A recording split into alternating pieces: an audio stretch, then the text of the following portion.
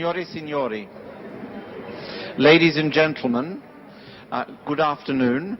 My name is Jonathan Mills and I'm the moderator for this special session of a conversation on the future of Europe with José Manuel Barroso, the President of the European Commission, Stefano Berri, Caroline Christoph Bakargiev, Okwi Enwezor, Rem Koolhaas, Alice Rovacha and Elif Shafak.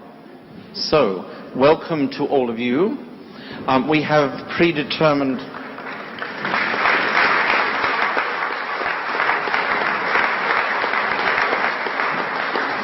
this really, I hope, will be a conversation in which you can all participate, but to get it started, what we need to do is we have some interventions from the panelists, to which President Barroso has very kindly agreed to respond to each of the questions and statements made by our distinguished panelists. Before we start, I also want to acknowledge the presence of the President of the Cultural Commission of the European Parliament, Doris Pack, who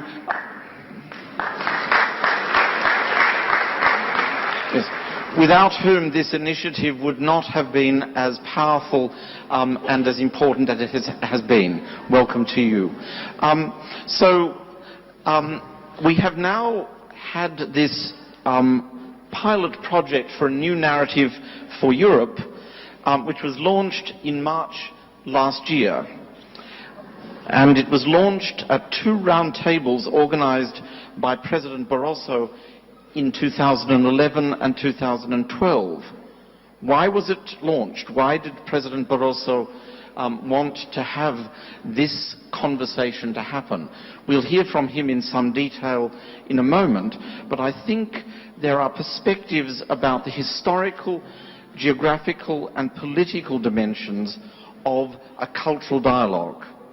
And as far as these historical, philosophical and geographical questions have been raised, they have turned into an enhanced discussion for a pilot project with conversations between culture and science that have been held since March last year in Warsaw, Milan and Berlin, as well as other cities such as Avignon, Vienna and Copenhagen. There is the development in the pipeline from these very impressive and, as you would expect, quite divergent views on Europe and its cultural dimensions that are about to be released in a declaration. And in the light of recent European elections, this is a very critical year for a declaration of what it means to be a culturally aware citizen in Europe and what such a dialogue on the new narrative for Europe might actually mean. It is important also, as the European Parliament considers what it wants to do with this project, and as President Barroso, who's been such a wonderful champion for this project, retires from the European presidency of the European Commission, it's important that we start to consider how and where and in what form this dialogue and this project will continue. To give that and many other conversations and considerations some meaning and some depth, I'm going to call on our panelists to start to give their perspectives to you on what is described as a new narrative for Europe, but as we have experienced in the context of it, it's much more likely that it is a dialogue rather than a narrative.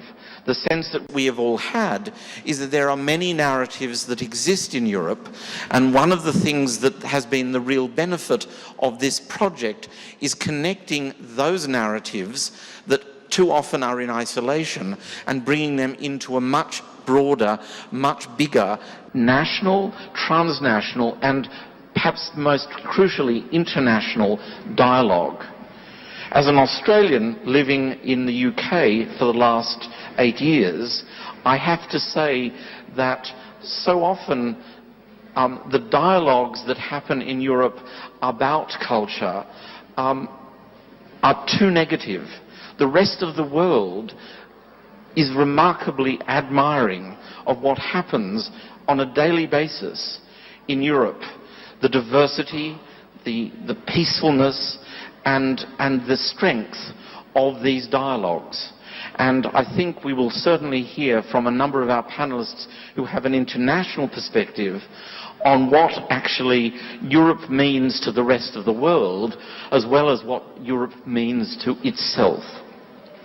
But to start the conversation, I would like to invite the writer Elif Shafak to make an opening statement with a question and then pass on to President Barroso for a response. Thank you very much. It's a big pleasure for me to be here, and I look forward to the conversation that will follow. So today is the 7th of September. On this day, in 1955, in my country, something very dramatic, a dramatic incident took place on the 6th and 7th of September. A mob of ultranationalists in Istanbul plundered and pillaged the shops and homes of non-Muslim minorities. Most of them were Armenians and Jews. And I once spoke with an old lady, an Istanbulite, who remembered those days. And I asked her what had hurt her most. And I never forget her answer. She said to me, it wasn't that crazy bunch on the streets. It wasn't the slogans that were chanting. It was my neighbors. Because we were friends. And in a day they turned into foes. And I wanted to start with this incident because I think something similar is happening in Europe today. I mean, friends are turning into foes. And I worry that this might have very damaging consequences socially, culturally, politically, if we don't all together start thinking about alternative ways. The Polish poet Czesław Miłosz, whose work I greatly admire, in his book of essays, he deals with the question of how totalitarianism or extremist ideologies are internalized by very intelligent people, smart people who until yesterday were, let's say, more liberal, open-minded, but then change. So it's not the neighbors who change, but we change. We might change as well. People who used to support, let's say, the European idea, togetherness, might tomorrow change unexpectedly. Smart, intelligent people like Czesław Miłosz was describing. And there's one more thing that draws my attention as I read his essays. He wrote those essays in 1950s. And he says in the next 50 years, most probably, religiosity is going to disappear from the surface of the world. Nationalism is going to disappear. And of course, those 50 years have passed. And this year, we look around, just the opposite has happened, right? Religiosity, fundamentalisms of all kinds, and ultranationalisms are on the rise. Not only around, in the Middle East or in the less developed parts of the world, but here in Europe as well. So I do believe sincerely that as we're discussing Europe and new narratives for Europe, we must also pay attention to what's happening around Europe. We cannot isolate it as we're living in such an interconnected world. 10 years ago, of course, there was much optimism that we will all turn into a global village. We would be all very interconnected. The growing technology, the fast-flowing capital was going to connect us, and national borders were going to become redundant. None of that has happened. Nonetheless, I'm not belittling that there are two tides today. On the one hand, we are becoming more and more global souls. We're learning to appreciate more and more those interconnectivity. But at the same time, unfortunately, the opposite is also becoming very strong. So when I look at the extremist ideologies around the world, I do believe that they are interconnected as well. In other words, extremist ideologies breed extremist ideologies elsewhere. If there's Islamophobia in Europe, that feeds into anti-Western sentiments in the Middle East. When there's anti-Western sentiments or demonstrations in other parts of the world, let's say in the Middle East, that breeds into Islamophobia in America. So we have to see the connections. We have to see how extremists from different sides, they might seem to be very different, let's say ultra-right in Europe and an Islamic fundamentalist might seem to be very different at the first glance, but their mentality is exactly the same and they breed each other constantly. One of the most cherished slogans of Turkish nationalism, for instance, is love it or leave it. It tells us that if you're criticizing your country, if you're criticizing the regime, the system, then you are a betrayer and then you must leave your country. The reason why I'm giving this example is because I sincerely believe all extremist ideologies share one fundamental thing, one fundamental message. They want to reduce human beings into a single monolithic identity. So in other words, what Islamic fundamentalism is telling us, are you a Muslim? Then be a Muslim, full stop, and don't be anything else. What is ultra-right telling me in Europe, for instance? What is French ultranationalism or Russian ultranationalism telling you? You are Russian, full stop, and be nothing else. So in other words, what these extremist ideologies have in common is an intolerance, a deep dislike for plurality, for multiplicity, and an exclusivist way of thinking. And this runs across the globe. When you go to Hungary, the ultra-right movement there, for instance, Jobbik is constantly talking about how Jews, the Roma are the Roma are unwanted in their country, and how the Hungarian identity has been lost because it was too westernized, so it has to be purified. Again, they want to get rid of multiplicity and reduce it to a single color, a single voice. So that's why we see this common trend in all extremist ideologies. I think we novelists appreciate difference and diversity because every writer knows that if you're writing a book, if you're telling a story, you need diversity. You cannot make a book work with sameness. Now, if we believe that God is the biggest storyteller, we must understand that, diversity, we need diversity for the world to move on. We need differences for the story to continue. While nationalism speaks in exclusive terms, either-or terms, I do believe that cosmopolitanism speaks in the language of multiplicity. For a cosmopolite, it's possible to be a Muslim and French, maybe an atheist, and Russian, this and that, all of them together. For a cosmopolite, identity is plural. And if we can think of identity or belongings in plural terms, if we can have concentric circles of identity, for instance, I'm an Istanbulite, but I also feel very much attached to the Balkans. I think I'm Mediterranean, I'm Middle Eastern at the same time. I would like to think that I am European as well, why not? So all these concentric circles, there is a wider chance that it will overlap with someone else's concentric circles. There's a wider chance that we will find common ground.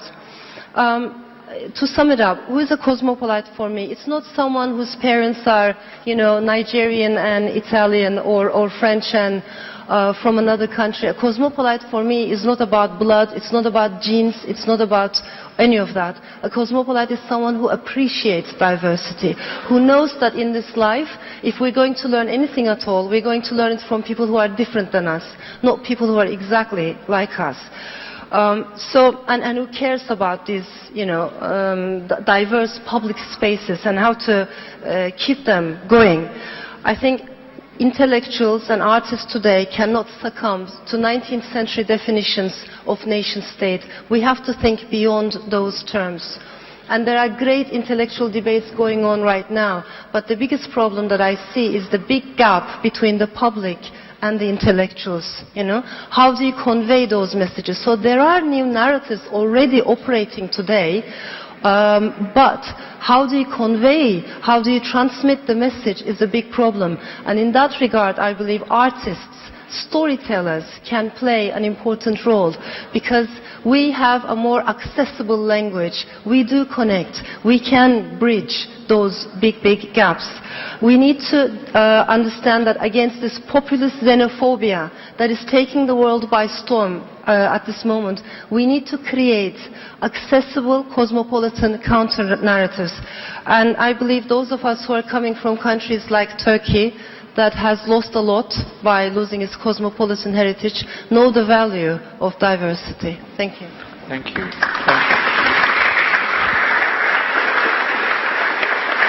Thank you. Thank you. So, President Barroso, maybe the question there is, how does one use culture to bridge these gaps between a society that is on the verge of not knowing whether it should be diverse, cosmopolitan, open, or is wandering into something alternative to that? And what strategies would you recommend?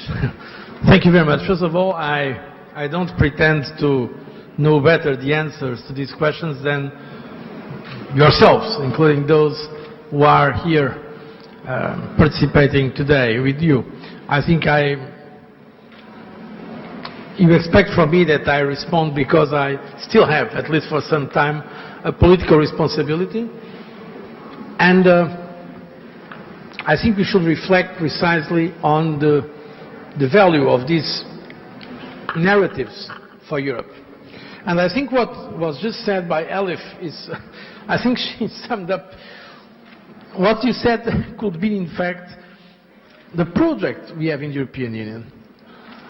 Because the European Union is the most advanced experience ever in terms of several countries being together and trying to overcome precisely nationalism.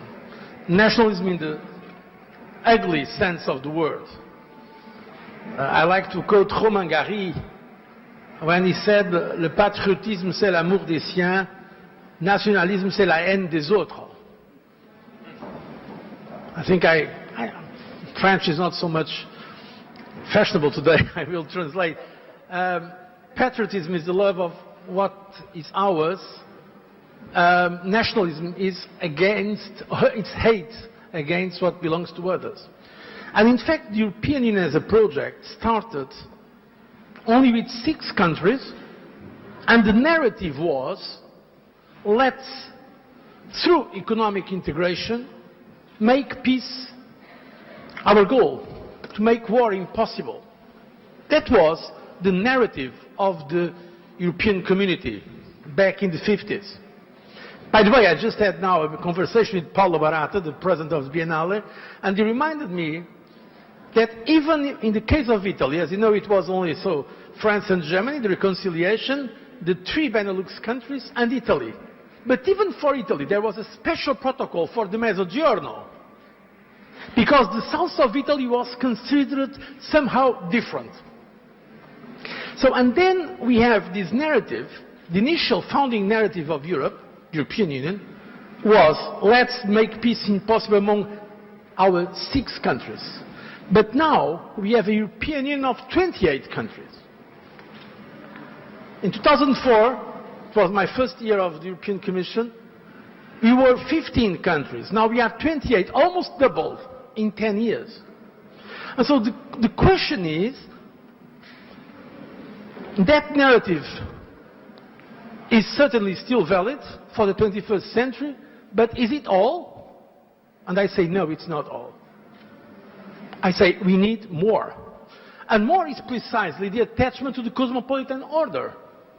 To see the others.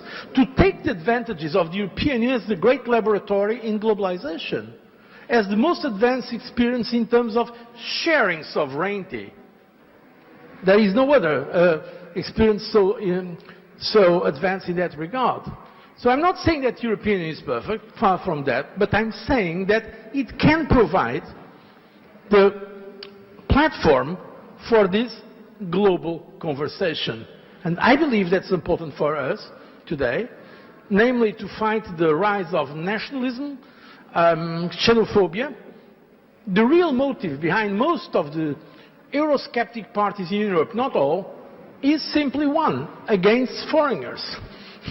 These are xenophobic movements, some of them that were born well before the financial crisis, but now they found as a motive, let's say a respectable motive, the anti-European argument. But in fact, their motive is against foreigners, sometimes with some shades of racism as well. And so the question is, do we accept it or not? I believe we should resist all those temptations, and so we should, from that point of view, try to see Europe not as an identity in itself. I prefer the concept of multiple open identities, and also a way of opening to the rest of the world, so as an experiment in this cosmopolitan order. Thank you, President Barroso. Our next speaker is Stefano Boeri, and it is in this hall that you have helped create a wall for the new narrative of Europe for our dialogue, which people can see on their right-hand side across from the stage. Stefano, you have some questions. You are an architect and you have some questions and a short statement. I'm going to bring people to a slightly shorter requirement here because we do want to give you an opportunity to speak as well. So let's try, if we can, for 5 to 7 minutes, if possible, from now on. Apologies for just bringing it into a shorter question. Stefano. Thanks. So, well, 15 years ago, we started with RAM as a mutation exhibition to describe Europe as one unique city. And well, at that moment that was simple a metaphor. If we observe a satellite night image of Europe nowadays, we can see how this metaphor has been transformed in reality. So Europe is really, nowadays, has a unique city. If you observe the body of Europe, if you observe how this system of conurbation, agglomeration are putting together thousands of different cities of different sizes and so on. So the point is, going back to the declaration that has concluded the first step of the New Narrative for Europe research, which, as we know, talked about Europe with two different layers. One is Europe as a body, and the other one is Europe as a state of mind. So the point is this image, is this metaphor of Europe as a unique city a fertile metaphor? It could be useful. It can tell us something of useful in a narrative dimension. Well, I'm not sure. What I think is that we get closer to this condition of Europe, we see that this city is a very, very, very particular kind of city. It's not a monocentric city. It's not simply the, let me say, product of a process of a conurbation. It's something which appears like an archipelago of different elements. And if we a little bit consider the notion of archipelago, going back to what, for instance, one of the, in my opinion, the best thinker on Europe was one of the mayors of the city, Massimo Cacciari, who was writing a book 20 years ago. He said, well, what is an archipelago? An archipelago is the irreducible plurality of individual elements where single elements coexist because of their ineluctable separateness. So I think that this idea of an archipelago, who is in a way mirrored by the geographical condition in Europe, tells us something. And what it tells us is that what we need nowadays in Europe, more than a narrative, or let me say before a narrative, or maybe used as a narrative, is conversation. I really think that we need to explicit the most hidden nightmares. We need to explicit the most strong dreams. We need to develop everywhere every time, a conversation on Europe. And this is Europe. Europe is exactly this sort of weak, paradoxical, complex condition which put together diversity and the necessity of a conversation. So, in a way, this is the reason of what we also have developed with this web platform, which is launching tomorrow, theTomorrow. It's a web platform who aspires, like a new kind of Republic of Letters, to promote a conversation between thinkers of different disciplines, of different contexts, of different geographical traditions and environments. It will use emails, because we think that emails is the most close way to transform thoughts in writings, close to what letters. And we will use email. We are using email. We will use English as a sort of Esperanto, because the vulgar English that I'm talking is exactly what helps us to conversate, allow us to conversate. And my point is really that I think that if we could nowadays develop a new platform for conversation and trying to be extremely explicit also in the series of questions that you want to have, this is an amazing help to also arrive to describe a narrative. Thank you. So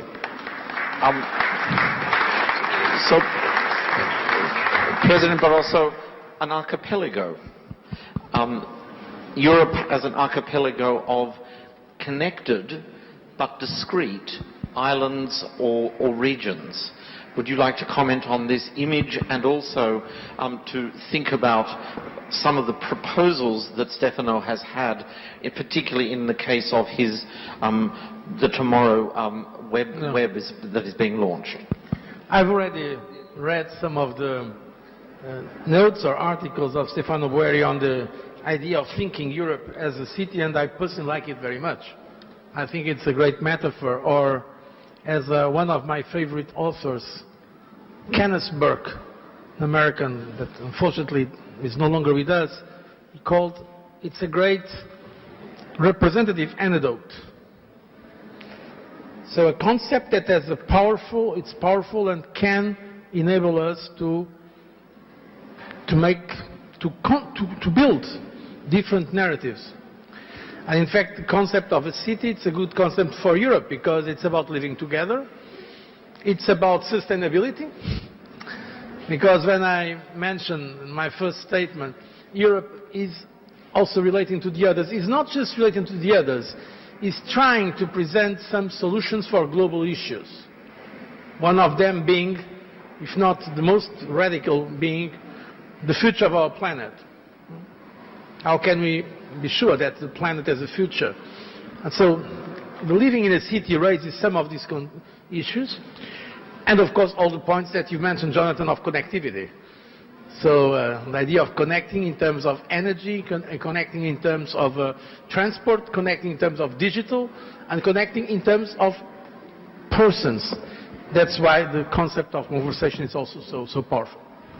Thank you. I will now call on Caroline Christov Bakagiev, who is about to be the artistic director of the Istanbul Biennale, to make an intervention and a question. Thank you very much, and thank you for the invitation. It's really a pleasure and also interesting to learn from everyone and what they say. I actually am very happy to come here to make a senseless intervention from a rather skeptical position. Will you tell me when my minutes are almost up? Okay, thank you. Because I'm giving Caroline 2 minutes of my time. we made an agreement, a bilateral agreement here.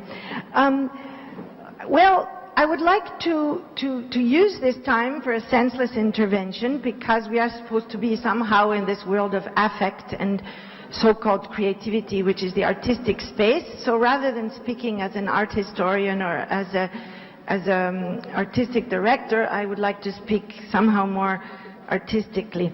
And also use this opportunity to propose a solution to all problems. So therefore, it is in 3 parts. Number 1, it's a harem story. Number 2, it's about how symbols are actually quite dangerous. And number 3, it's about forms of democracy in the digital age that will provide forms of agency that might create a better and more flourishing world. And so that's where the proposal of the solution is. So that after having done the Istanbul Biennale, if anyone would like to pull their sleeves up and work together, I'm happy to try it out. The reason for this is that art, I think, I have read the document and I appreciate the document, but I have problems with some of the words. The word new is a very dangerous word. And I think that art must avoid becoming a constructor of ISAs, as Althusser would say, the ideological state apparatus that inculcates ideology in control of subjects. So it's a very dangerous thing to do something from top down, to try to build a narrative from top down. Art, I think, and the reason I'm interested in it is because it brings doubts and uncertainties, and it is rather not propositional. It can, however, it can have agency, it can provoke change, like the Goya Disasters of War prints completely radically changed the imaginary system around war. But this change does not occur in a direct way. It can create symbols that are democratic, but they can be misused. So the first part is that yesterday I was walking actually in the harem in the Topkapi with William Kentridge. And I was thinking about what I had to tell and what story I could tell. And I was thinking about, I had a feeling of unease because clearly William Kentridge is a very European man in many ways. His culture is European, readings, his connections. As so are many of my friends all over the world, from Rio de Janeiro to Buenos Aires, from Melbourne and Sydney to Mexico City and Vancouver. So it's very difficult to see any connection of the so-called European state of mind with a sort of territory. However, with the state of mind, yes. I was in Istanbul, which is a metropolitan European city, according to geography. Of course, there's an Anatolian side. It is a city like Moscow and Paris, yet not fully accepted in the EU, nor, in my view, maybe even wants to, maybe doesn't want to anymore.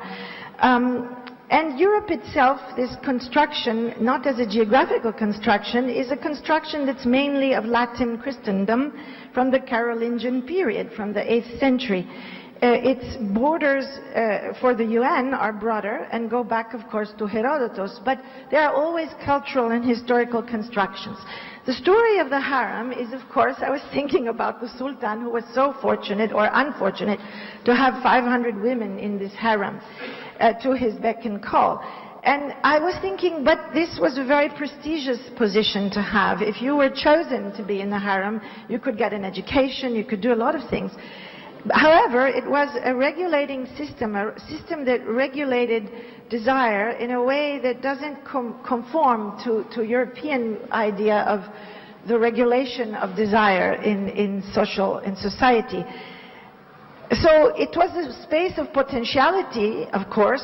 You were lucky if the Sultan slept with you and possibly you had a child and possibly you would have a palace and your child would be very powerful somewhere. And I think this power was a little bit like having a lot of cattle, or more than I thought, perhaps like having a large art collection, because with cattle there is no desire, but with the art collection and the use of the art there is desire as well. And of course this was abolished by Turkey when it made a secular state in the 1920s by Ataturk to comply to a European mode of conceiving the family and the regulation of desire. But what is indeed this European mode of the regulation of desire?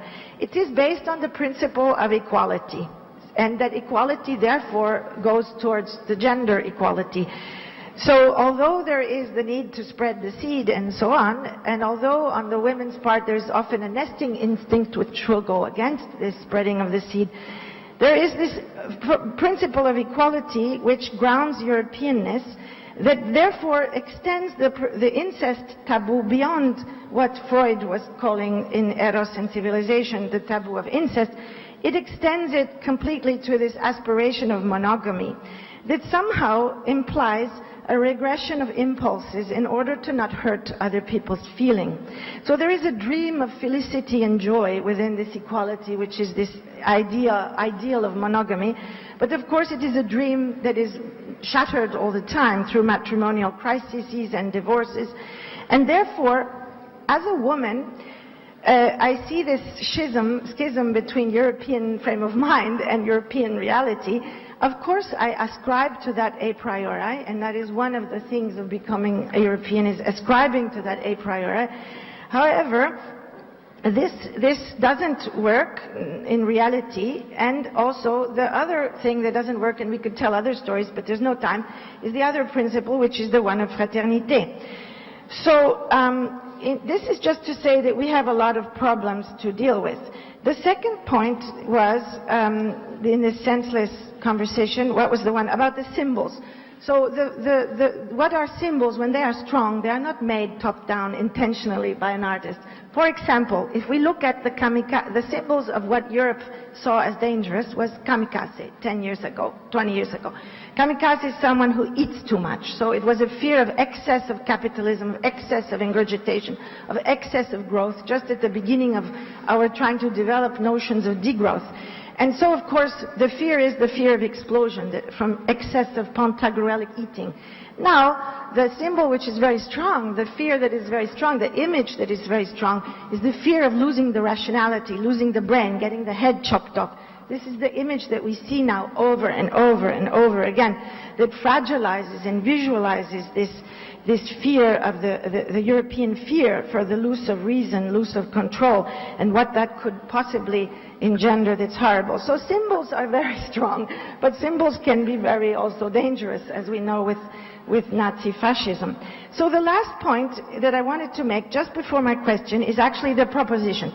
So rather than saying all this negativity about Europe and so on, and rather than trying to create forcibly and intentionally an idea of new Europe, which can backfire completely, let us try to see what we can do. So if Europe created parliamentary democracy based on universal suffrage, we know that in the digital age and in the climate, environmental catastrophes that we are living, it doesn't work anymore. Because people don't vote necessarily for what is the best thing for the environment, and people don't vote, and votes can be swayed, and there's too much flows of information for that system to work in the digital age. So I would propose taking the ideas of Michel Serres, eminent professor and father of the ideas of Bruno Latour, and thinking about how we can implement a cosmocracy, which to be European is also to bring that idea of parliamentary democracy out. So to be European is to invent a new solution, to have the courage to say, let's make a new system that would work. And I think we can make it in just one more second. For example, in the digital age, you can have a passport like your voting thing. Your voting thing, you could vote when you're 5, and you could vote when you're 90. And it has a code, barcode, and it changes according to your status, your age, your education, and so on. So it's a little bit an idea of a return to technocracy, but combined with a social justice principle. For example, if you are under 10, you might have a certain vote in kindergartens, and how many, if you have a dog, they know because you have a chip, you may have more to say about the public gardens for dogs. If you have a degree in quantum physics, you may have something more to say than others in certain issues. So to splinter the voting system into a kind of collage of possibilities, your passport changes through your life. If you're an old person, you might have more to say with pension plans and so on and so forth. And we build a new democracy. And I have a question. What do you... My question for you is that this kind of cosmocracy is based on one fundamental weakening of one thing which is European, and that is the subject-object relation. Europe, with monotheism and Judeo-Christianity and so on, we developed this idea of the philosophical subject that knows the world. This is very close to anthropocentrism. So if we are Can we have a question? That's the question. If we are to have a cosmocracy, how can we have the strawberries vote? Okay, fine. Thank you. President Barroso. Thank you, Caroline. Caroline, I was, as always, waiting. You make something stimulating, certainly, but very dense. I cannot react immediately, except with, first of all, a more practical reference. You are now going to be the curator, or have been, for Istanbul next year. I was in Documenta Casa, last one that you, congratulations. Your work was really amazing, I really mean it. Also in the sense of this global or cosmopolitan order.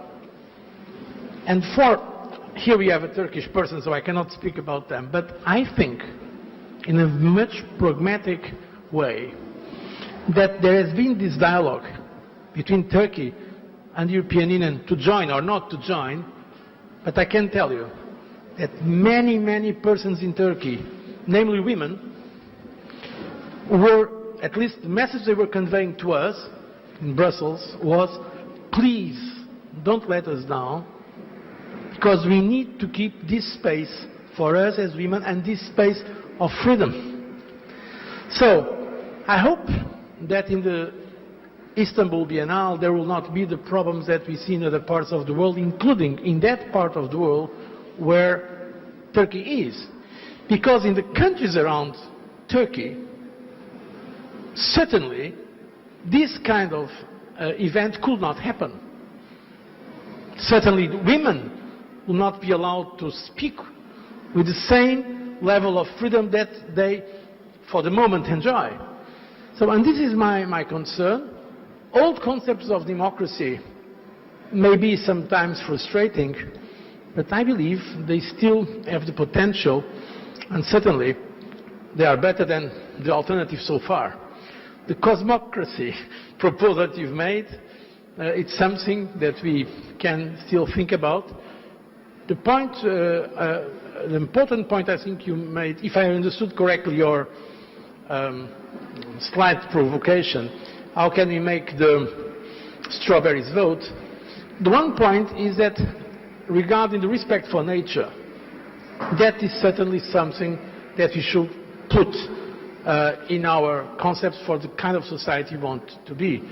Not only respect for human beings, that I believe have a special, I probably am old-fashioned, but I believe that human beings have a special dignity, but respect for the animals, and respect for nature in general. And this is certainly, Europe, with all its imperfections, it's certainly one of the parts of the world where we have been developing more these ideas, including in terms of protection of our planet and the fight against climate change.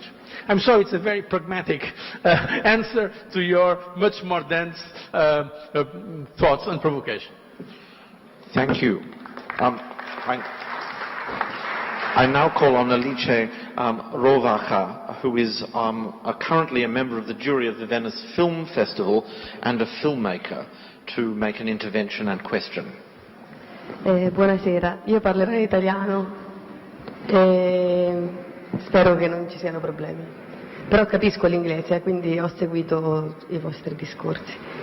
Prima di tutto ho accettato di venire con grande gioia perché mi ha quasi commosso l'idea che si possa parlare dell'infiltrazione tra cultura e politica e non soltanto di quella tra intrattenimento e politica, e pensare che quindi la nostra coscienza politica non è solo figlia ormai dell'intrattenimento, ma potrebbe essere anche figlia della cultura, del lavoro culturale, che insomma è una cosa che mi ha fatto, perché comunque è un lato incontrollabile in un momento in cui si vuole tutto controllare, quindi sicuramente grazie prima di tutto.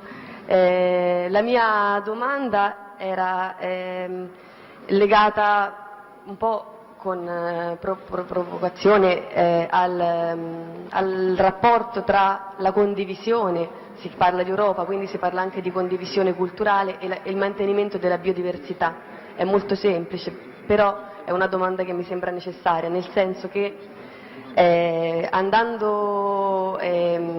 dovendo condividere, cerchiamo dei territori dove diciamo che per forza dobbiamo semplificarci molto per arrivare nel territorio della condivisione.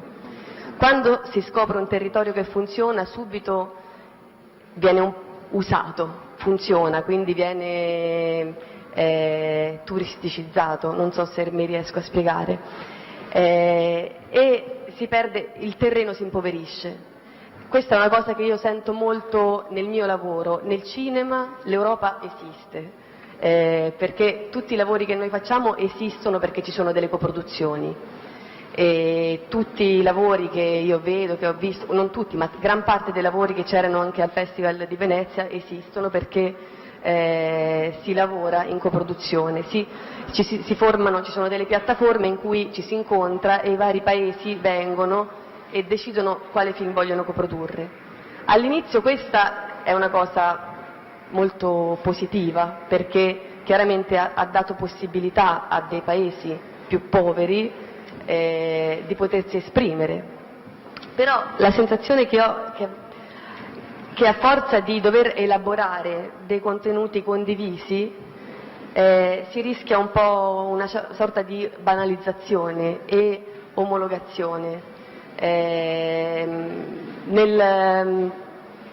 Diciamo c'è un grande problema dell'uomo con la bellezza in generale, o la si distrugge oppure la si cerca subito di mettere in una teca di vetro e commercializzarla in qualche modo. Mi sembra che l'Europa in qualche modo in un progetto culturale debba prendere dei rischi, cioè come si può evitare tutto questo è prendere dei rischi e proteggere sicuramente il fallimento,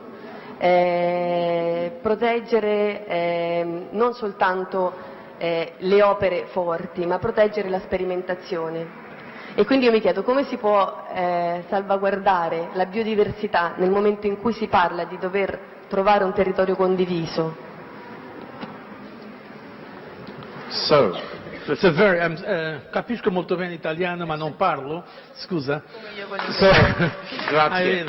I will try Grazie, to answer Alice. in English. So, for those who don't speak Italian, perhaps President Barroso, you could my answer incorporate is in your answer the essence of what Alice was saying. The Alice question was indeed very interesting. She said that how can we keep biodiversity also in creation in Europe? Because she says that in her field, in cinema, it was certainly good, the support that Europe has been giving. For instance, many of the works presented now in the Mostra of Venice were indeed co-productions. Without European support, they could not probably exist. But precisely of this logic, there is a risk of some kind of uniformity. And even, you said, banalizzazione, so trivialization, so everything becoming equal. And so that makes more difficult things to experiment. That is, I think, a more or less fair summary of what you said. And my answer to you, very honest, is yes, that risk exists.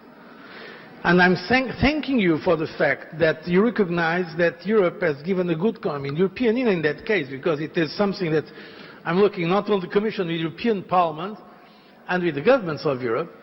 When we created, it was not me, my predecessors, we have created this program like media, and now the new program called Creative Europe. They have some rules, they have to have rules, practical rules for funding. And some of the rules, in fact, made as an imposition, the network, several countries have to be involved. That was good in the sense that it was enabling countries from the periphery and countries not so rich to enter as well. But certainly it's to some extent a criteria that is imposing some specific conditions. Now, I believe that that work has to be done. I like to quote also Umberto Eco, when Umberto Eco said the language of Europe is translation. Because we have 28 countries and 24 languages, official languages. I'm not counting with the non-official. So I think it's good to have a lingua franca that is this kind of international poor English that at least I'm speaking, but at the same time, many people don't have access to that. So we need to translate. We need to have also to support mechanisms of distribution. And that is necessary. But yes, I see your point. That risk exists, but that risk exists in Europe and outside of Europe. In all creation.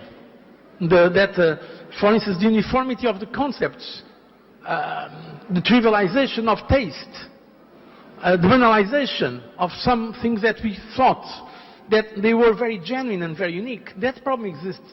I'm afraid that we, in Europe, or in European institutions, will not solve it, honestly. What we have is to be attentive to that, and yes, the concept of unity that we try to develop, it's unity, it's not uniformity. And this is a different concept. Thank you, President Barroso. And as you were talking about Umberto Eco's concept of the language of Europe being a language of translation, I was reminded of the fact that it is continuous translation. It's something that will shift and permeate and change. And those languages will become narratives, they will become cinematic, they will become archipelagos, they will take very different forms. Let's now turn to Okwi Enwezor, who is about to be the upcoming artistic director of the Venice Art Biennale. So, Okwi. Thank you so much, Jonathan. Well, what can I say? I'm really the only non-European, in a sense, on this panel. So perhaps my view on Europe might seem to be... I'm not European. Oh, well, of course, you had introduced yourself as Scottish, and I was going to, but Australian. Australian, okay, Australian. So the two non-Europeans on the panel. So it seems to me that perhaps the one way to talk about Europe might be better expressed through its alimentary canal. And I say this simply because when we look at this question of Europe's alimentary canal, we will begin to sort of to understand and grapple with the kind of politics of bulimia that one will say pervades the entire social body in relation to the construct Europe and its inhabitants. And I think it's important to make a distinction between European citizens and the inhabitants of Europe. I think this is important. So I would like to make my contribution by thinking about two things: proximity and metabolism. And I will do so through a short anecdote. In 2006, while sitting in my apartment in Brooklyn, New York, it was late or sort of early winter, I came about a story in New York Times about the battle between the mayor of Paris and a number of activists who had set up a soup kitchen in the middle of Paris in the winter. And this group of activists, it turns out, so I said, well, why would that be a problem? Why will the mayor of Paris be battling activists who set up a soup kitchen in the middle of winter to feed hungry people? But it turned out that the activists saw interest and that they would reduce the consumption of the meal that was going to be served to the hungry people to one food, something called la soupe au cochon, pig soup. And the claim about the activists that pig soup represented a fundamental traditional cuisine of France, which multiculturalism was about to destroy. And what does that mean? Pig soup is a meal made of a conglomeration of different parts of pig. So it was a meal designed specifically for its politics of exclusion. Vegetarians will not eat it. Jews who keep kosher will not eat it. And certainly it was designed for Muslims not to eat it. And this bulimia, if you will, this constant attempt to absorb and at the same time to vomit the other. It raises a very interesting question about our so-called new narratives of Europe. And I think we have to get away from talking about citizens and to talk about inhabitants, because of the fluidity of the movement of people who move through Europe.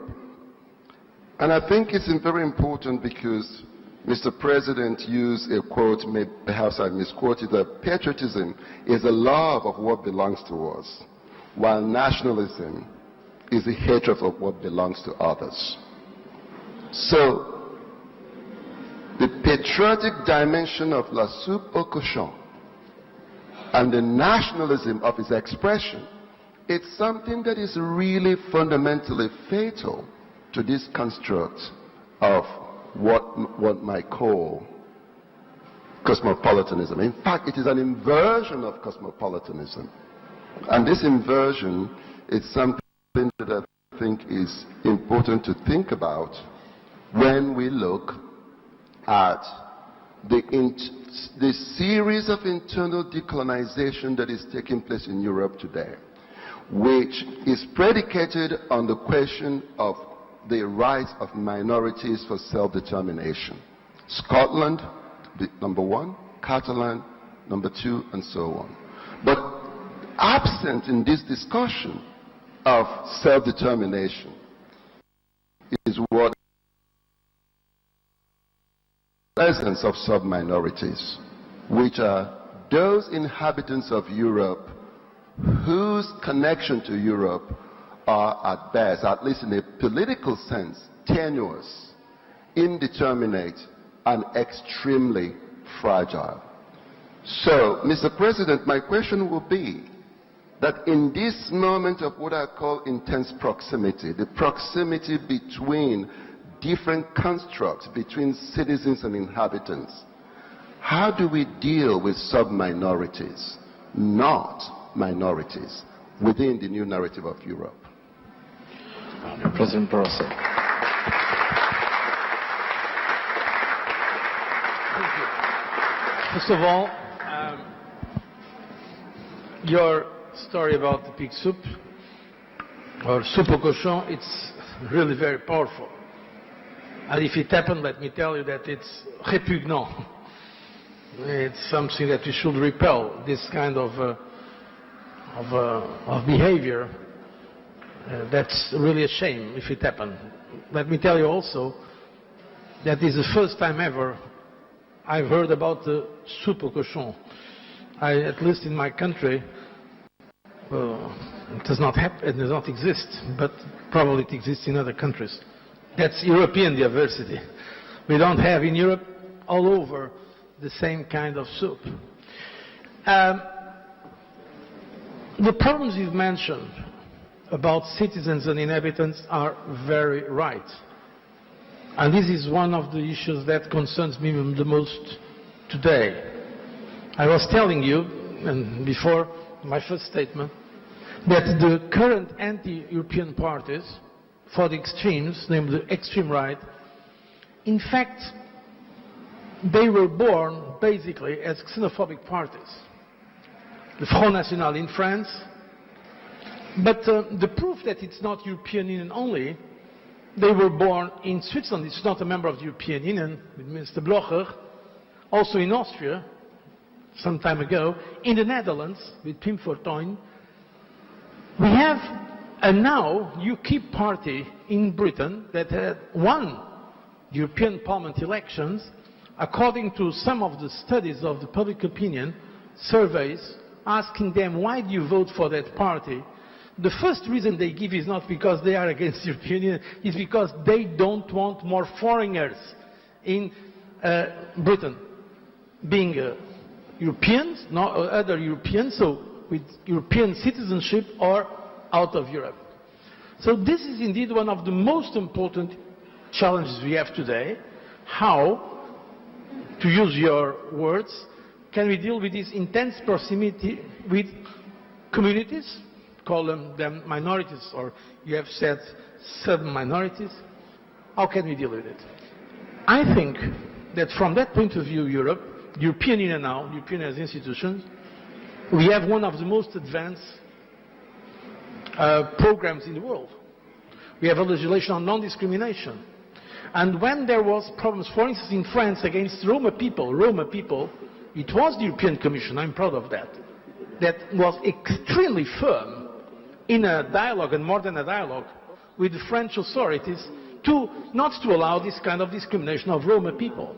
And there are issues on the ground. So we have some mechanism, but we have to recognize, and that's why your intervention was important, that this mounting of xenophobic movements,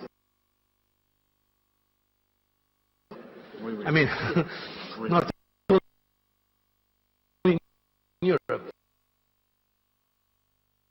For instance, happening also if you look at the Middle East, what's going on against sometimes Christian, let's say, minorities is also a matter of concern. So let's be fair about this. But that we should develop all mechanisms we have in terms of fighting discrimination. That's what I can tell you, and I hope that the European countries will be supporting this policy. Thank you, President Barroso. Before I pass over to Rem Koolhaas for a final intervention, I just wanted to add my own experience to Okwi, not of pig soup, but of chicken soup. In his Adelaide Festival, Peter Sellers, the American director, created an installation as part of the festival for the whole length of the city of North Terrace, about 2 kilometres, one table that was 2 kilometres long. And at every place from the beginning to the end, you could have chicken soup. But you could have double-boiled consommé. You could have it done in a Jewish style, in a Chinese style, in a Greek style. So what we need to find is not the soup of exclusion, but the metaphors and the essential parts of cuisine that can be demonstrated to be part of all of our cultures. There will be some, of course, for whom chicken soup is not possible. And then one actually at least asks them to bring their own ingredients to bear. But your powerful metaphor, I think, is well made. Please welcome Rem Koolhaas, who will continue and conclude this conversation as much, I would suggest, not so much with words as images, as a powerful recollection of the most wonderful architectural biennale that he has curated. So Rem, welcome. I'm sorry, I'll also use some words.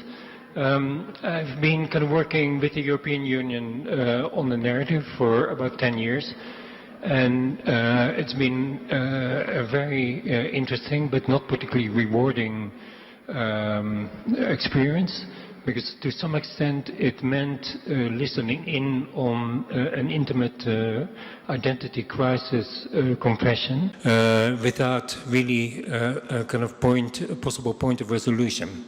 But I think the problem of Europe is that it is unclear about its current situation. And in that sense, I agree with Caroline. We don't need a new narrative about Europe. We need a narrative about Europe. And we also need honesty about the internal destructiveness of European organization, where on one hand we have the European Union, who has been an experiment in defining a state based on rules. And this is the collection of all the European rules. It makes a book of 7 meters wide. And it is an unbelievably impressive achievement, except there is nobody willing at this moment to sing the qualities of this achievement. And not only that, we have national leaders who destroy the achievement and who's basically completely in denial, of the achievement, and who don't dare to confess to their own participation in the achievement. And I think that is the kind of situation in Europe, and I think for me it is crucial that that is addressed and that the kind of political layers also find the honesty to explain it, because without that honesty all the narratives are cosmetic or ornamental. I think there's also, for me, a strange atmosphere of permanent crisis. This is the new constitution of the new European Parliament. Of course, we are all panicked that Le Pen and Wilders are in it.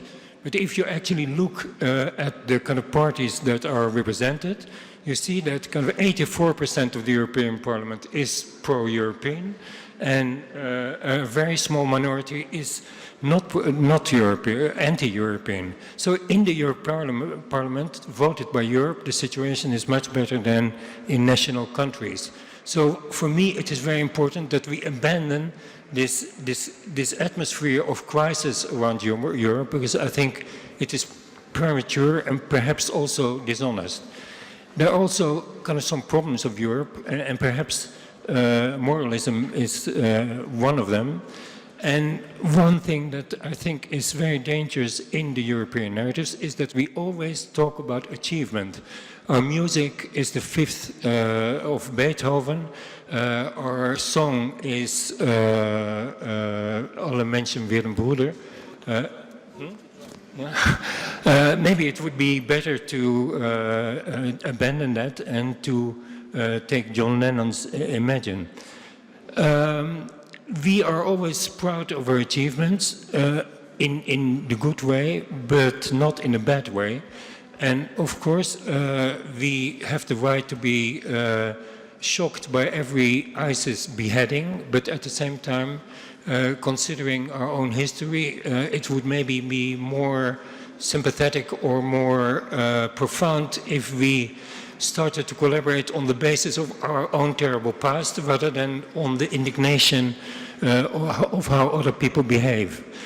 Because there is a lot in common, and I think all of us are more or less discussing whether we have things in common or whether we do not.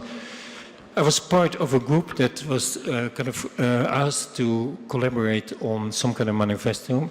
For me, the most beautiful manifesto in terms of economy was the Futurist Manifesto published in the Figaro, one column on the front page, and that kind of unleashed an unbelievable amount of energy. And this was the first draft of the kind of report, an unbearable kind of sequence of cliches that needed to be eliminated and corrected to get to any point. Finally, I'm also kind of slightly have mixed feelings about the mobilization of intellectuals and artists for this case. Because to the extent that I'm of course extremely happy to convey my undying belief in Europe, my motivation would be stronger if I could also participate in the kind of formulation of Europe. And during my engagement with Brussels, let's say there is a number of territories where I would love to have kind of interfered, and where I would love to have accent.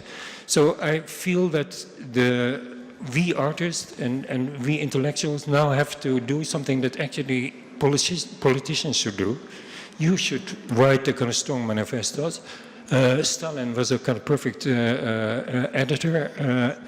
Clinton, kind of Bush and Obama wrote their books, but where are the European books by European leaders that are actually compelling? And so during this kind of involvement in Brussels, there is a number of things I discovered that I would really participate in the kind of political formulation what the Union is, kind of rather than from the outside define why Europe is good or the European Union is good. And if I did that, then I would address a number of, for me, serious crises. This is the amount of where Chinese students kind of go and study now. And kind of basically there's an enormous arrow to America, but also an enormous arrow to Europe. So I find it kind of distressing that we do not utilize or interpret Chinese students as future ambassadors of Europe, and that we don't welcome them. But also it is a fascinating sign of China's current curiosity. This is where European students study kind of right now. And it is a totally embarrassing statistic, because basically we prefer to go to America, then we go to Canada, then we go to Australia, then we go to New Zealand, and only then do we go to China. That in itself is such a radical proof of uncuriosity on the European part that really makes mockery of our culture in a way. Because if we were really cultural, I think that we would kind of reverse. And I think that just as the European Union has been able to promote incredible exchange on the part of students, I think this is, for me, a real urgency. Then there is the issue of kind of European representation. This is the representation of Europe in all the kind of national and international forums. And of course, this kind of is a constant resentment about our overrepresentation. It's also in any state photograph, these are all the Europeans. And of course, it would be a lot stronger if this was the European. We are represented everywhere based on our colonial history, on everything, and it would be a really great gesture, I think, if we step back from that deliberately. And kind of perhaps the last thing I would kind of advertise is that with immigration, Europe would have an incredibly compelling argument that in order to flourish, in order to have an economy, in order to actually work, and in order to not be stagnant, Europe needs immigrants, and needs them in enormous numbers, and therefore is on a kind of relatively dangerous kind of position that we allow the kind of hostility to large parts of our immigrants or of our other inhabitants, as Opri says, and that we are able, something as simple as this kind of narrative, we need them, we cannot do without them, we are doomed without them, that we cannot get this across. So again, for me, yes, I believe in the mobilization of artists, I believe in the mobilization of intellectuals in and for the European cause, but let's also tell the truth. So in many cases I'm kind of simply saying that my experience has been surprisingly, of course, a lot of very intelligent people, but an enormous reluctance, which I really understand, because of course politics are extremely complex and colored and difficult to address at this particular moment, but of a certain raw honesty, I think could work wonders in terms of creating an urgency for Europe, kind of rather than something that is permanently on the couch, and that needs on the couch a kind of psychotherapy rather than clarity. Thank you, Rem. President Barroso. I cannot, because I have no time to respond to so dense and interesting remarks by Rem Koolhaas. Let me just say the following. I agree with many of the points you've made. That's the reality. When you say that one of the problems we have in Europe is that the leaders of Europe, and the examples you gave in your photo were national leaders, were not assuming that they take the decisions. I've been living with this for these last 10 years, when very often the leaders of Europe meet in Brussels, they agree on something, but afterwards, when there is a problem back at home, they don't refer to those decisions as decisions they took themselves. So the usual blame game, where there is a nationalization of every success, but there is a Europeanization of every failure. And so this is one of the problems we have in Europe, is the lack of ownership of the process of Europe. We have European institutions that are far from perfect, the Commission or the European Parliament or others, but as I've been saying, and that's why I agree with your point, without the understanding that Europe, in the European Union in Europe, is not a foreign power, that we have to assume the responsibility, we will not succeed. So that's the point where I fully agree with you, and this is part precisely of our conversation about Europe. Another point that I very much agree with you is the point on the need of Europe to be modest and not arrogant. And indeed, I think to some extent the process of European integration is about that, is to avoid some of the problems of the past, from extreme nationalism, that was the cause of 2 world wars, it was extreme nationalism, to, the imperial vision or colonial visions of Europe. That's exactly what we don't want to repeat. That's why I'm sorry to say it, I don't want to, but I have to say it. When we received the Nobel Peace Prize in Europe from the European Union 3 years ago in Oslo, that was a recognition to some extent that the European Union was able to overcome some of the problems we have in Europe that we should not be proud of in our history. So, and I think this deserves some credit. And I still believe that the European Union is one of the best antidotes to this ultranationalism or arrogance of the history of Europe. That is an history that has great moments in terms of civilization and creation, but also very awful and dark moments, including some of the worst moments mankind knew, like the Shoah. So this is why I very much agree with Rem Koolhaas in many of his remarks.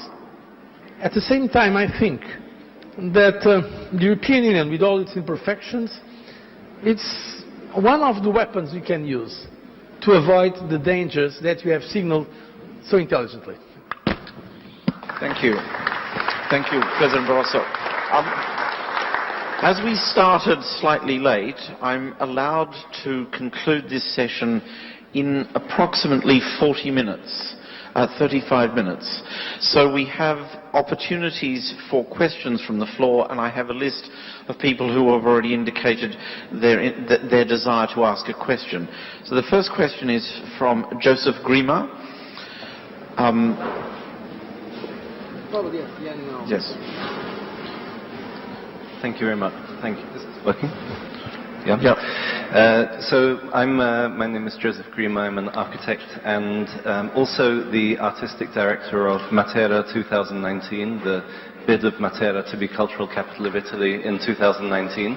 And Matera is also a key partner of theTomorrow, so we have a very direct interest in the idea of a new narrative for Europe. And I know time is short, so I'll make a very brief intervention on the theme of the narrative and of telling the story, which is what theTomorrow is from today doing. And of course, one of the people who has been this world that I have discovered of Matera, that was discovered before me by many artists and filmmakers and writers and thinkers. Of course, Pasolini was one of the most visible among them. And I think that what Pasolini really succeeded in doing was capturing through all of his work, not simply the work in Matera, was capturing the complexity of the Italian condition.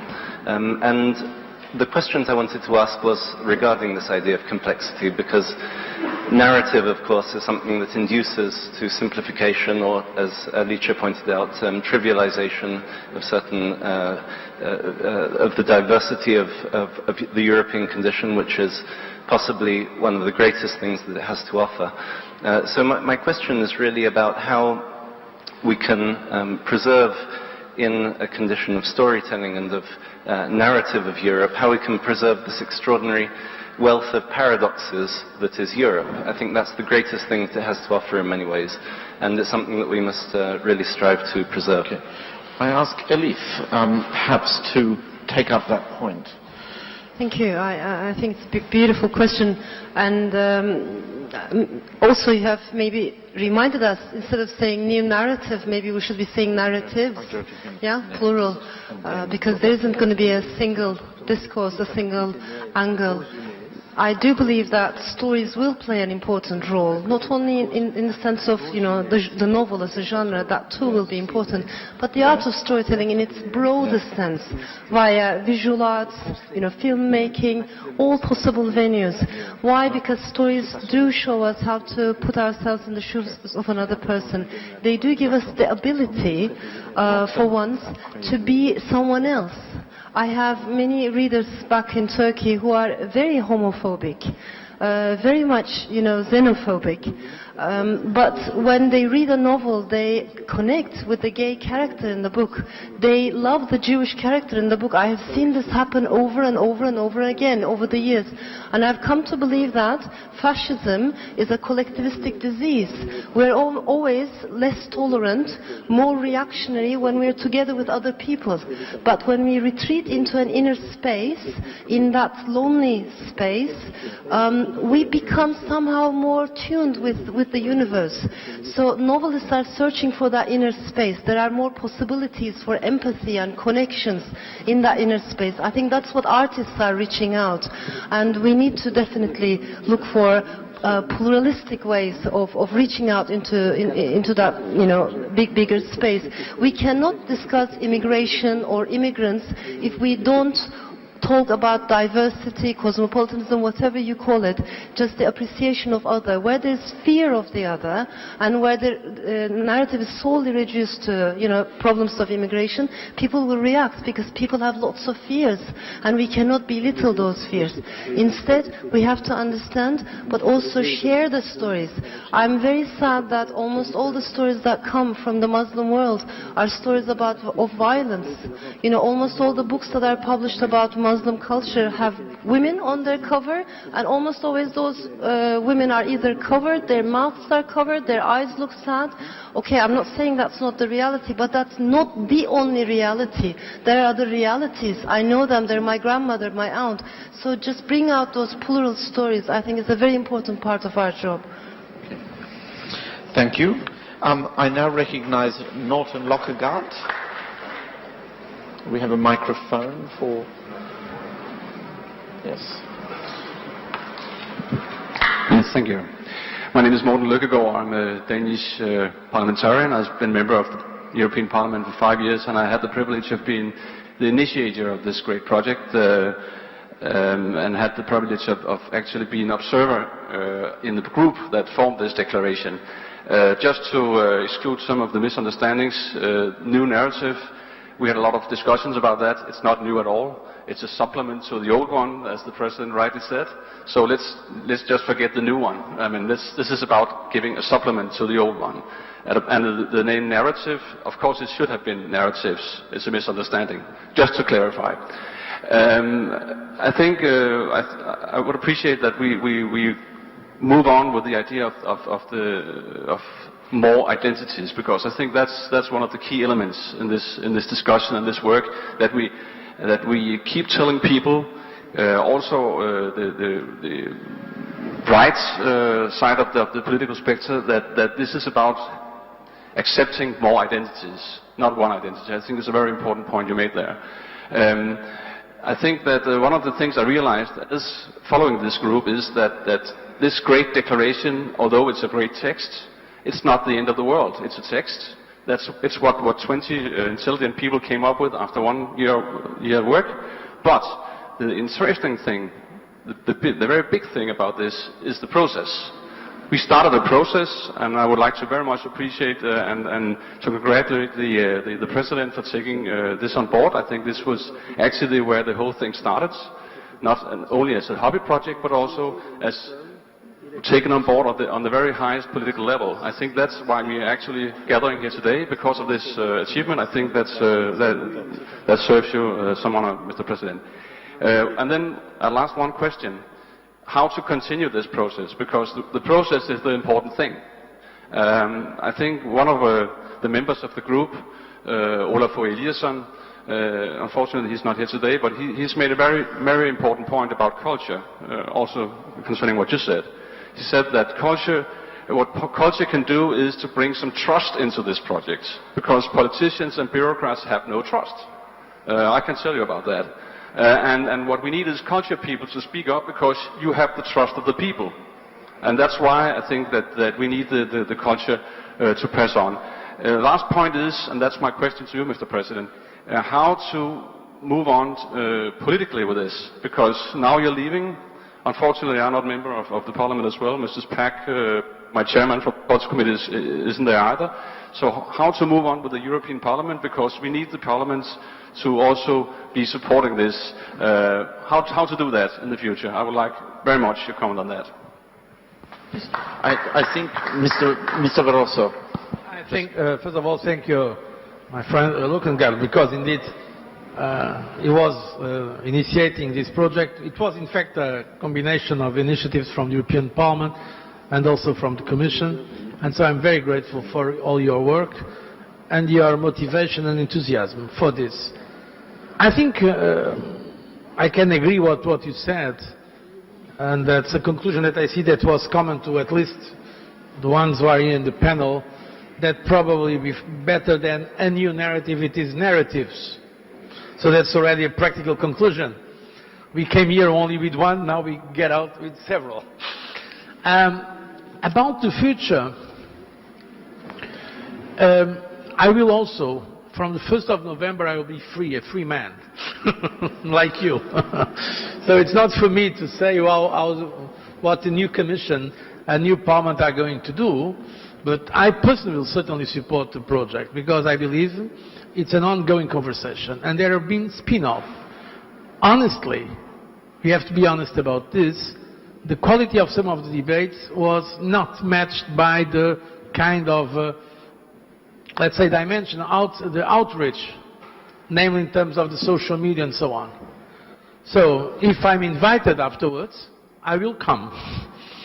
Not with an official position, so I can be even free than today.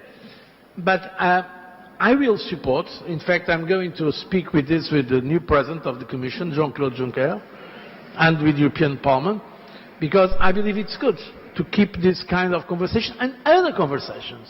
Today you have announced the tomorrow. It's a kind of, almost if I can call it almost a spin-off also of this conversation. So it's not one conversation, but I believe it's important, as you said, that the cultural world, people from intellectuals, creators, artists, they have a platform that we can help to discuss this issue.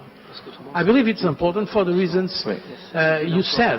Sometimes, of course, we have always to be ready for some very critical remarks that are of this world, but of this protagonist. But that is precisely the goal. So that's what I can commit at this stage. And if I can be in touch, I will be more than happy to continue to support. Yes, thank you. So we have time for 3 more questions. I first of all recognize Jimmy Duran, and then I will come to the advisor for the Italian Minister of Culture, Dario Franceschini, and then I will come to Pierluigi Sacco. But I would ask you all to be very brief in your questions, and we will ask them all, and then we will get the panel to respond to them. So, Mr. Duran.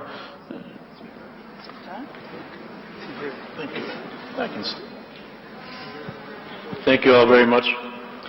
My question is in the form of a statement, but it still is a question.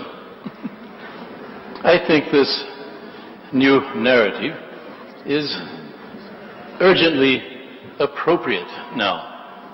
I think we're at a reality in Europe that we don't quite want to recognize. And this is the reality of immigration that is full of energy, full of talent. Today, Maria Teresa and I had lunch at a restaurant close by here called Da Paolo. And for the past 10 years or so, there has been 2 people working there that we're friends with. The woman is Asian, perhaps Korean, And the man, I think, is from Bangladesh. The reason I think he is from Bangladesh is earlier in the year, we were talking to a man who makes gondolas, and he is from Bangladesh. So they look kind of alike, and we thought maybe they were both from Bangladesh. This European reality is with us. It's not something that is a problem. It is a great opportunity for Europe now. Thank you. Thank you. I now recognize the Assistant to Minister Dario Franceschini. Diego Marani, Advisor to the Council, to the Italian Culture Minister. I very much agree and share with you, Elif Shafak, and with you, President Barroso, the importance of cosmopolitanism. And I myself, as a personal experience, I dwell on this principle, and I would like to see it as a general principle and a guiding principle for our society. Cultural variety is a founding principle of the European Union, and I should say that we should even dare to have more and to take as a guiding principle what Giuseppe Mazzini, our founding father, used to say in Latin, ubi bono, ibi patria. Where the good is, there is my fatherland. And in this I completely agree with the difference you make between patriotism and nationalism. But still today, in the Italian Corriere della Sera, a renowned journalist underlines the fact that cultural variety is also a danger, that out there people are scared by the fact that hidden in cultural variety there is the perception that we are losing our identity. On this I would like to have your idea. Isn't it a danger when we want to take on board too much variety? Shouldn't we exactly do what this initiative is doing to develop, yes, a new narrative, but also a common narrative for Europe? I mean, try to develop a story, not a history, a story we share. We are celebrating today the anniversary of the First World War. We are noticing that each of our country have a different vision of this. Shouldn't we try to develop a common and shared vision of our history in order to finally have some kind of common identity? I don't mean with that that we have to start again at a European level the mistakes we did with our nation building process and the mythologies that took us to two world wars. But what I feel is missing, and I'm questioning you on this, is something that makes ourselves feel a common ground all around Europe to go and tell our fellow citizens. Thank you. Thank you. Thank you, Diego. So one more question, and then we will get some responses from the panel. I recognize Pierluigi Sacco.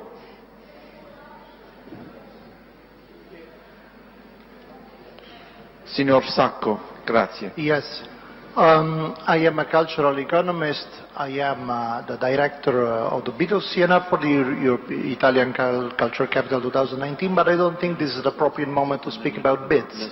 What's important, I think, is to speak about actual capitals, and in particular one capital city, Plovdiv, that has just been nominated, and they've made a very important project on the social integration of the Roma people that President Barroso was mentioning before. I think this is an incredible challenge, and it's extremely difficult, because of course we can congratulate about such a forward-looking project, but now the collective responsibility of Europe is to make it happen. And the reasons why this is so difficult are mainly cultural, because one of the issues that really make it difficult, the integration of this community, is the persistence of toxic narratives. Narratives where people characterize each other in totally negative way that cannot really be undermined. So the real problem is cultural, and the issue is cultural. But then I asked this. I've been following this initiative from the very beginning. I think it was very important to develop and very articulated reasoning about new narratives. But on the other hand, we are in a very cozy, protected environment. We talk about ourselves. Shouldn't we bring this to the public space? If we really want to make it happen, if we really want to make a difference, from the point of view of relating to those people, related to the real reasons why it's so difficult to integrate the Roma today in our society, should we bring to this debate really to the public space? Thank you. Thank you. Yeah. Thank you. So just to members of the panel, 3 questions or 3 issues.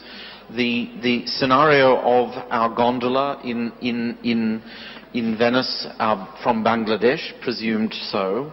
The question of loss of identity, of confusion, and describing common identities from Diego.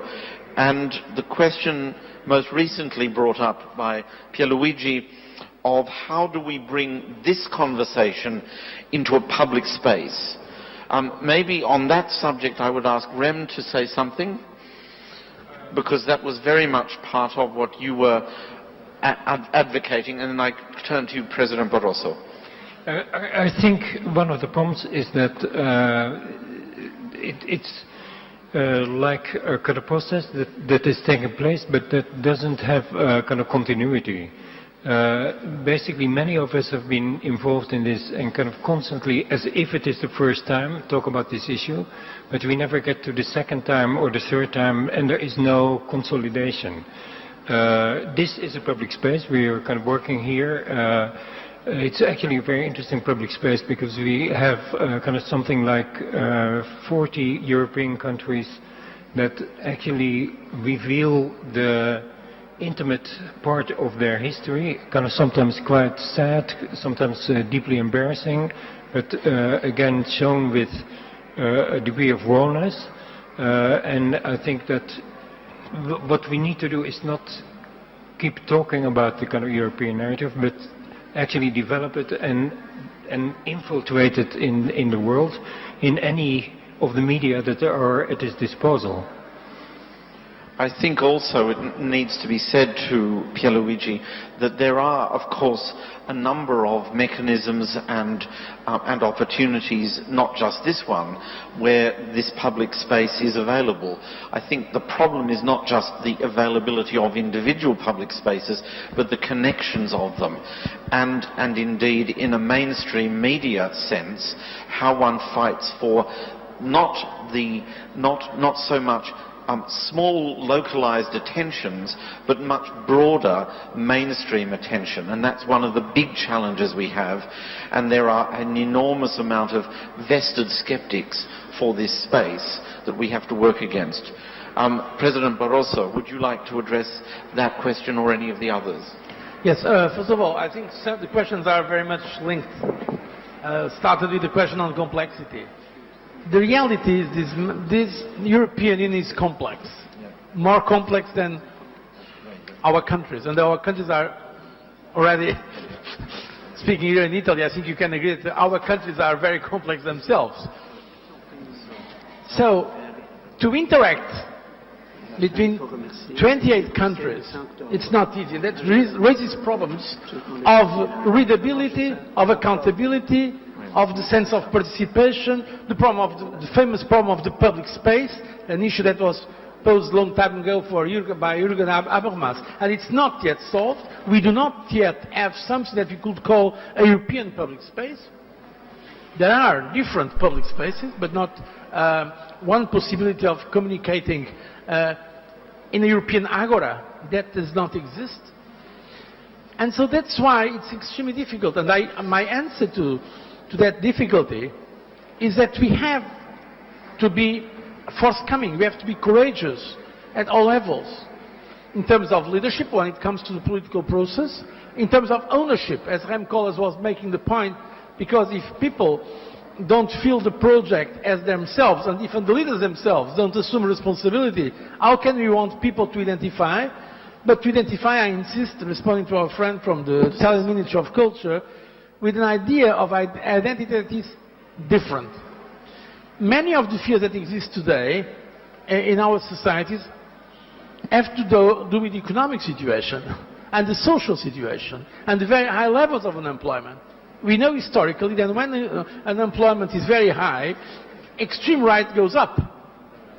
And the nationalist, the racist, xenophobic arguments come forefront. So this is why we have not spoken enough about this today, but of course this is one of the matters that deserves attention, because one of the problems we have regarding the European Union is that many people in Europe believe that Europe, the most important objection to Europe is not that Europe is not too open. From European citizens, the most important objection is that Europe does not protect enough. And so we have this problem, as you said, here we are in a relatively comfortable place with people that most probably think very much in terms of cosmopolitan order. But in fact, we are living in a very difficult moment in Europe where populism is a form of simplification of complex issues, can mobilize what I consider negative sentiments like precisely xenophobia or ultranationalism against these values, the values of people, a man, a woman, a child that want to live in freedom and in peace. Today when I was visiting, I had the privilege to visit the Biennale with Rem Koolhaas, and thank you again. First of all, I think the concept of putting together, organized around the theme of absorbing modernity, around the theme was a great concept. By coincidence, I did not ask him, but the first national pavilion I visited after visiting the general one on elements was Russia. One of my collaborators said, do you really believe you should go there? You did not notice, but one of my very competent collaborators said, do you think? And of course I went to the pavilion of Russia. But in fact, with Russia today, we have a problem, a very serious problem. And probably they have the problem with us, I said, let's be fair. But okay.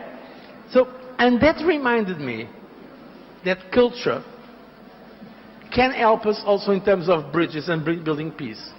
As you have done with the pavilion of Korea, the first time, I think the first time ever we have North Korea and South Korea under the same pavilion, it's Korean Peninsula, or the Korean made, I think, by Norway or by the Nordic countries, where there are the Nordic countries, but also the African countries that Norway was interacting with in the, immediately after independence. So this is indeed kind of the world I'm dreaming of, a world of peace, and I think, with all its shortcomings, Europe can contribute to it, and we can go on writing or thinking or dreaming the different narratives for this kind of Europe. Thank you, President Barroso. A word from Stefano.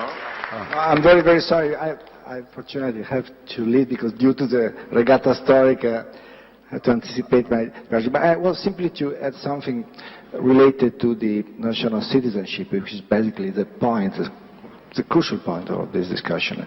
Well, there is an American sociologist, Putnam, says that there are two ways of considering the notion of social capital. One is the bridging social capital, and the other way is a bonding social capital. The one helps to keep, conserve, and straighten our own identity, and the other, it's a way to exchange, oblige us to reconsider our identity in relation with the other. So I think that more or less the point remains the same. So we have to decipher this delicate dialectic relation.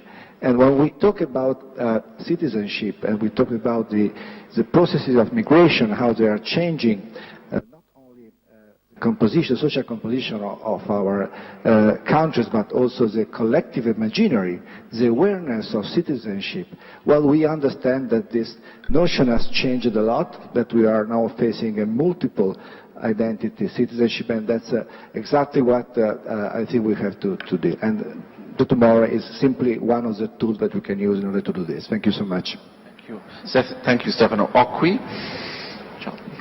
I should be running with Stefano to get to the airport too because of the regatta. But I just want to say, sorry to disappoint Mr. President. I completely disagree with the Nordic Pavilion. I think it's anachronistic. I think it's really one of the narratives that should not be part of the European narrative, this constant context of giving to Africa. And, Africa is a receiver. And I think this is, for me, coming from Africa, it's very important to challenge many of the assumptions that have taken deep root in Europe about how the interaction between Europe and Africa should function. That is the thing that my generation of Africans totally reject. We reject completely the notion of receiving, the notion of the gift, because it is indeed a very poisonous gift. And I think we really need to do away with these kinds of projects and to really start anew. Second, I want to talk about culture. I'm not sure that culture carries that seed of trust that Olafur speaks about. Because culture also, in many ways, comes attached with it, structures of power. And I think we have to also think about how we decentralize that power before we can earn the trust of culture. To conclude, from my part, I think there is a relationship between xenophobia and xenophilia that we have to make, which is, on the one hand, the fear of the other, and on the other hand, too much love for the other.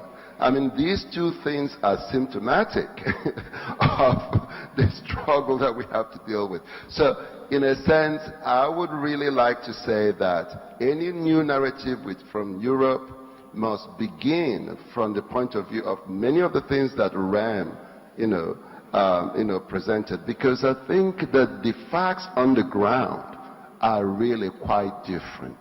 And I think that the new generation, the current generation of Europeans, can be really strong partners for a much more, flexible, multilateral, and open space of discourse, and and so on. So this is just what I really want to contribute from the point of view of somebody who was born in Nigeria, a country that was created precisely in 1914, and it was a kind of happenstance, in a bedroom, Lord Lugard and his wife.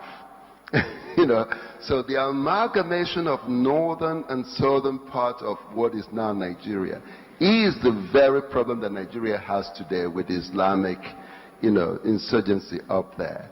And I think that part of the narrative is also to own the ongoing, questions that are taking place in other parts of the world. And I think that's part of the new narrative of Europe as well.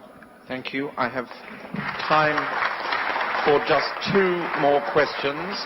I recognize Roberto Vecchione and following him Paolo Verri.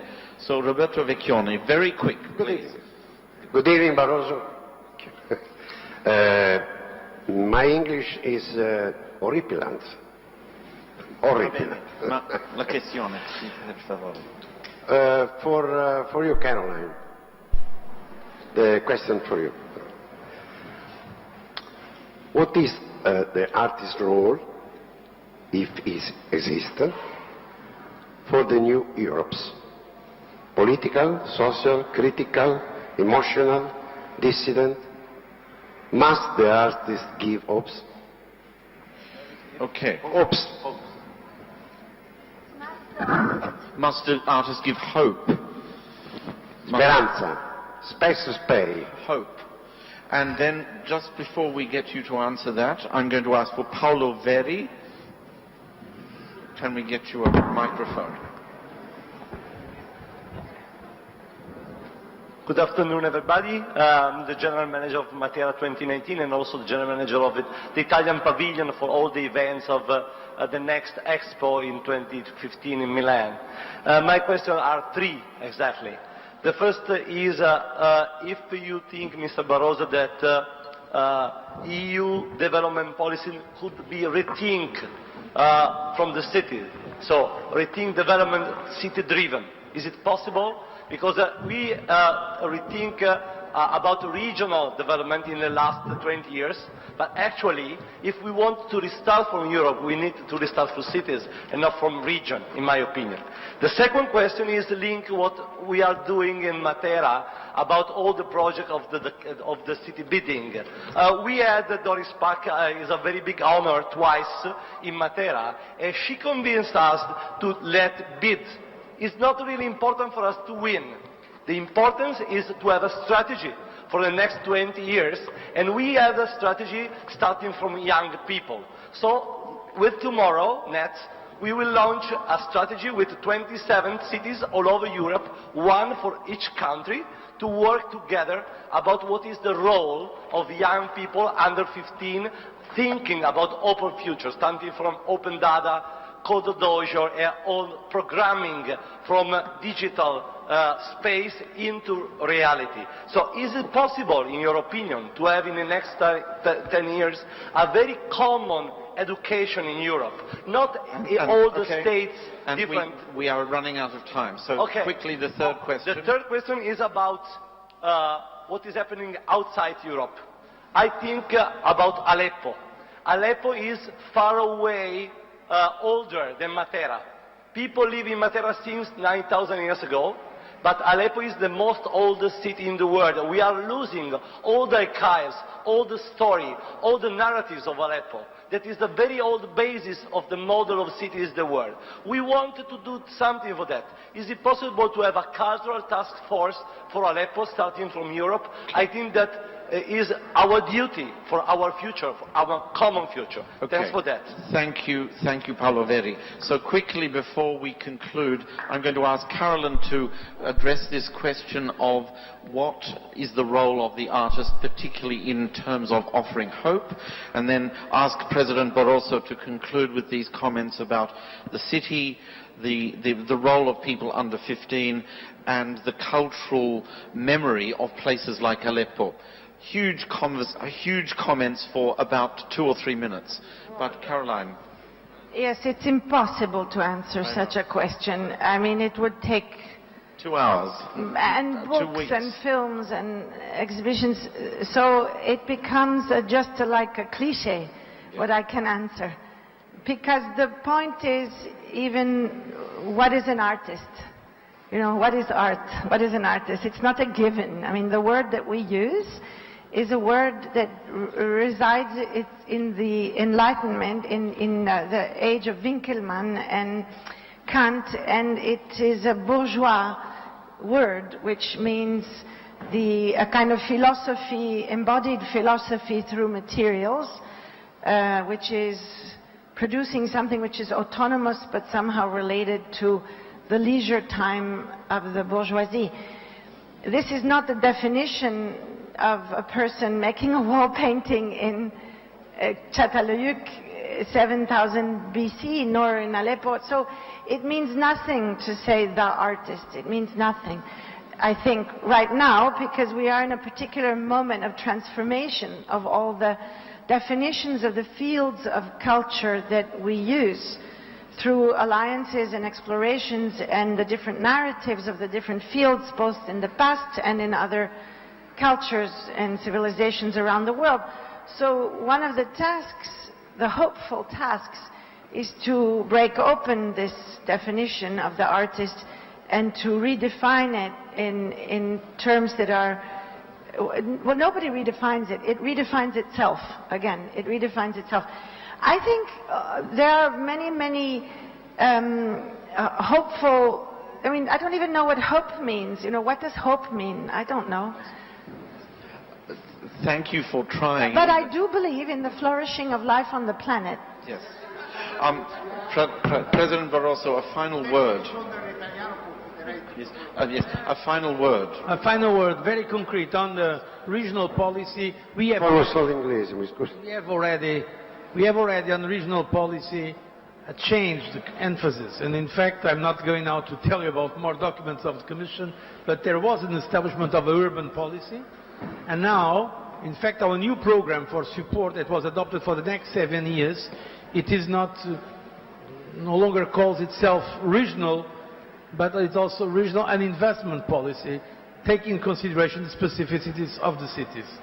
Regarding the Aleppo issue, every time we are confronted with these situations, we try to respond. So if there is a good proposal of acting on that matter, I'm sure that we look at it. I mean, the next Commission looks at it. I will no longer be there, but I know by past experience, that we do a lot in terms of trying to support those who want to keep the heritage alive, not only in Europe, but also outside of Europe. Finally, the question about the new generation, I think that is the best answer to the question about hope. The question is that the new generation will certainly do better. I'm not sure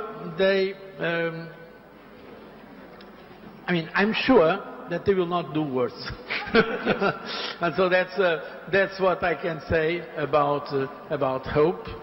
The new generation is certainly better equipped than the past generations to deal with these problems we have been discussing today. And that is my final comment on hope. Thank you.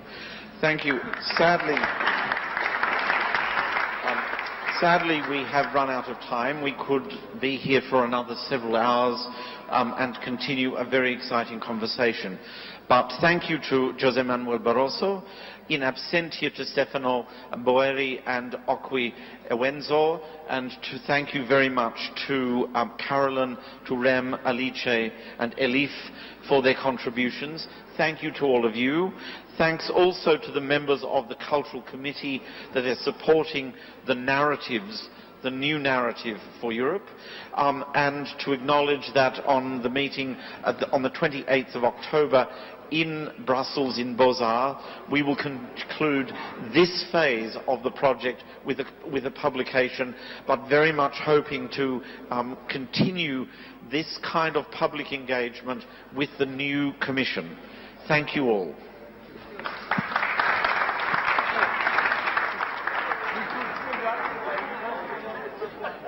Thank you. But,